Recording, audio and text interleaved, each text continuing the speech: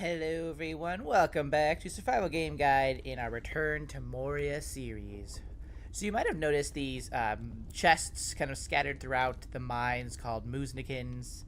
And you might be wondering, what they are, what's inside them, and how you unlock them. And that's what today's episode is all about. And I will say, it's definitely worth getting these. There's some pretty nice things inside, so we'll get to that. First things first, though, how do you kind of like look for these guys? If we kind of see what they're all about, we'll click on it real quick. To a family of old. I will return the missing figures. Honor them. So this is kind of I don't know why that's like all weird like that, but we can see that this chest here belongs to Ori's line. It says much of his family history has been lost to time, but this proves they had settled by the West Gate as early as the Second Age. His family's carvings must be nearby. I should return them to their place of honor. So it's kind of like a place to honor the family through the figurines. Maybe kind of like a family tree sort of situation. So basically, when you come up to these guys, you'll see how many of these carvings that you need to find. In this case, we need 5. I've already gone through to find 4. But where do you find these guys? So I have primarily found them in buildings, kind of like this. Like if you go to like a part of the mine that has these sort of old buildings, whether it's like a business of some sort or a forge. You can sometimes find carvings kind of like inside here, sitting on crates, kind of like tucked behind crates. But you can also find them near statues I have found, like broken statues that is, that you can repair. I have found them kind of like chilling on like these like pillars, like just chilling like right here, for example.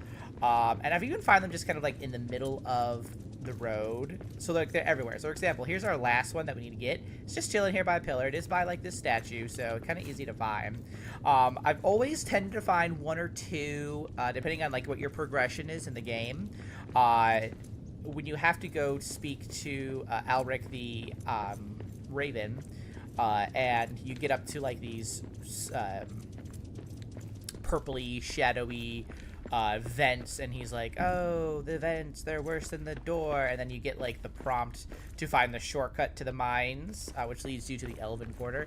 That area with all the purpley smoke stuff, I have found some, like if you break some of like the wooden barriers around and go up the stairs that kind of like line that area, I have found them in there too. But mostly I tend to find them like in the buildings and kind of by statues. So look for those areas for your carvings. That seems to be like the most popular areas for them to spawn.